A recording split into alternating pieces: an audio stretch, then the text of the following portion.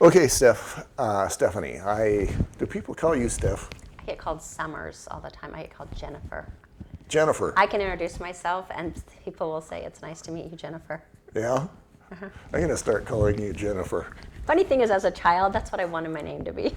Isn't that the weirdest thing? But it's true. I wanted my name to be anything other than Garth. Yeah. Garth? Yeah, what's your name really? Okay, Jennifer. So bet. let's talk about 1-6. Realtors may represent the seller, landlord, and buyer tenant in the same transaction only after full disclosure and with informed consent of both parties, blah, blah, blah. So what we're talking about is limited agency. Yes, section 1.5. Yeah, this happens a lot where people will write up offers and they'll represent both sides and they don't have a limited agency agreement and they do it after the fact. And it's not just limited agency. If I were to represent the buyer and seller, it's if you and another agent in your brokerage represents the other party. They also need to use the limited agency because everything falls underneath the broker. Yeah. But a lot of time people will forget to get this signed and do it after the fact, and that opens you up to all sorts of potential problems. Yeah.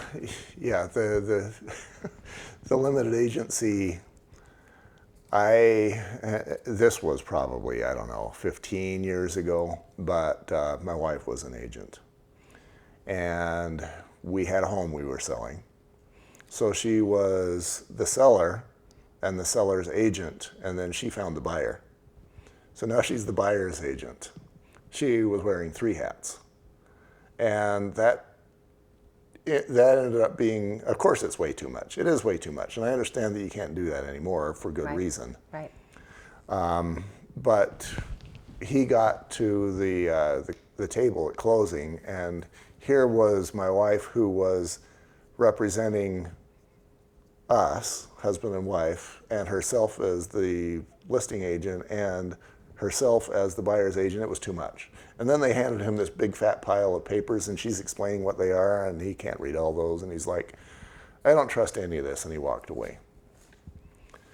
And that was a sane reaction. I just know that if I have problems on a transaction, it tends to be the ones where you're a limited agent. I hate them. I don't mind them so much with another broker, another agent in my office. But I really do not like representing both sides as a limited agent. Well, personally. It's from my point of view, if I were you don't have loyalty anymore. Yeah, there's no loyalty. It's fun to be all in on protecting and caring for and serving and basically being Superman or Superwoman to this person. Yeah. And now you can't do that. Yeah, your hands are tied. Like you really become just like transactional, just getting papers back and forth to make sure all your deadlines are met and everybody has everything and everything's been disclosed. It does take, some of that joy out of it. Some people are like, great, I get double the paycheck, but you can potentially have double the headache.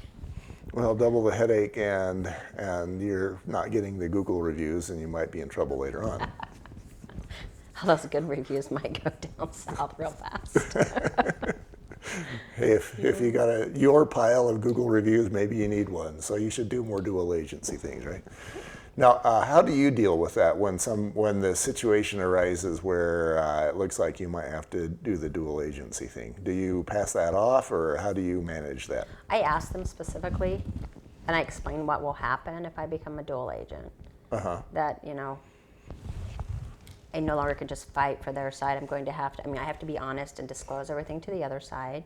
I can't hurt their negotiation position, but I can't hurt the other side's bargaining position either.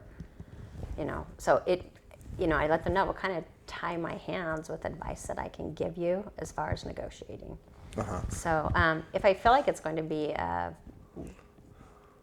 trickier one, I'll hand it out. I'll ask the other person if they would like to be represented by somebody else.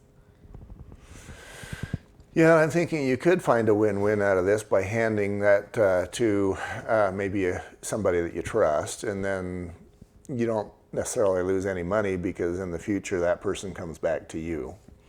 There is the thing of trust. It's like if I hired you, I trust you, and last thing I want is to have you pass me off to somebody that you trust, but I've never met. Right. But maybe the last person in line might not have built that relationship yet. Right.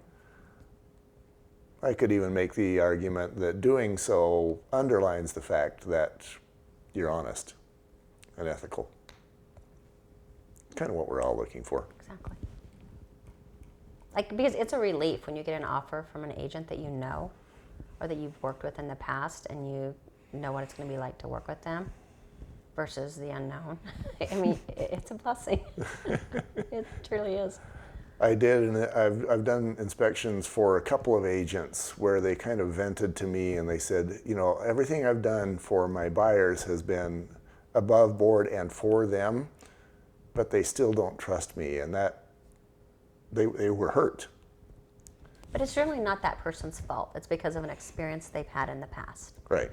Most like with another, realtor or just something in real estate. And so all of a sudden, all realtors aren't honest. All realtors aren't ethical. But, at the end of the transaction, hopefully they've had a completely different experience. Which is good for everybody. Yeah. It's kind of what this code of ethics thing is all about. Yep.